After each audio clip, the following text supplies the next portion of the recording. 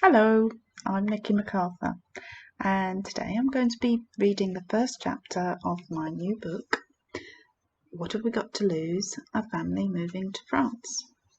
And the chapter is called A Family in England. September 2004. We're finally going, Nix. I know, I can't quite believe it's happening. We're going to France. We're actually going to live in France, I replied. It hardly seemed possible. We just lived through 6 months of stress and uncertainty. Our dream of living abroad seemed to be turning into a nightmare. Finally, however, Gary felt that he could allow himself to get excited. Being the more cautious, sensible shoe half of our marriage, I couldn't help feeling more than a little anxious at the thought of all we had ahead of us. We were standing in the conservatory of our guest house on the Kent coast, looking out over our tiny garden. We had cooked and cleared up breakfast for 20, and the last of our guests had just shuffled their way out of the dining room. Phew, I thought they'd never go, I sighed. It had been fun running a guest house, but the monotony of it was exhausting, having to cook and serve full English breakfast every morning, cleaning rooms, shopping and cooking evening meals, waiting for guests to arrive, and manning the bar in the evening. In addition, we both had other part-time jobs. Gary was a freelance lecturer in horticulture, and I was an IT trainer, not to mention 3 young children. So life was hectic and a constant juggle between guests, work and family. Our days seemed never-ending, and we had hardly any time for ourselves or the children. Then there were the guests, some of whom were challenging, to say the least. One guest had once spent half an hour telling us every detail of the local bus timetable.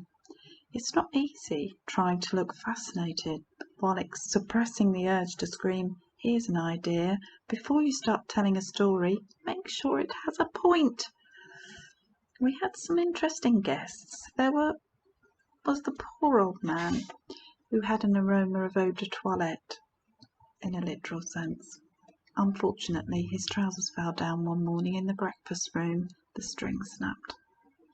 Then there was the couple whose dog had puppies on the brand new sofa bed in room number 2.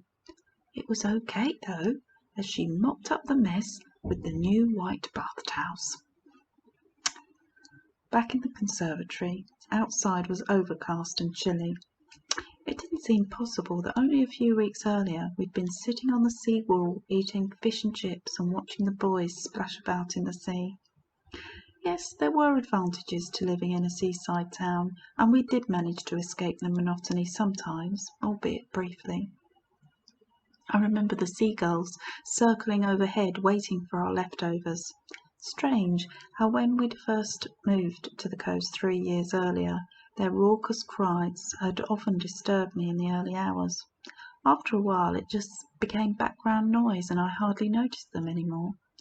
I wondered what sounds we might experience in our new home on the French countryside. I imagined being woken by the distant crow of a cockerel and the sound of running water. Little did I know I was more likely to be rudely awoken by a cacophony of frogs and the howling of the dogs of the local hunt. I glanced across at Gary, now lost in his own thoughts. Finally, one of his ultimate goals was coming to fruition. A passionate and knowledgeable horticulturalist who loved nature and his family, and at 42 was the hardest working person I'd ever known. If anyone deserved a break in life, he did. His physical and mental strength had been put to the test many times, and yet his enormous sense of adventure and belief that we could achieve anything we set out to do was the main reason we'd managed to get to this point. Many others would have given up long before. We'd been through a lot in our lives and had had several new beginnings.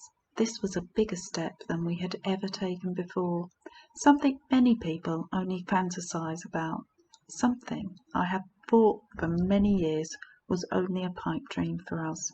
But despite everything, we achieved the seemingly impossible, and now it really was happening.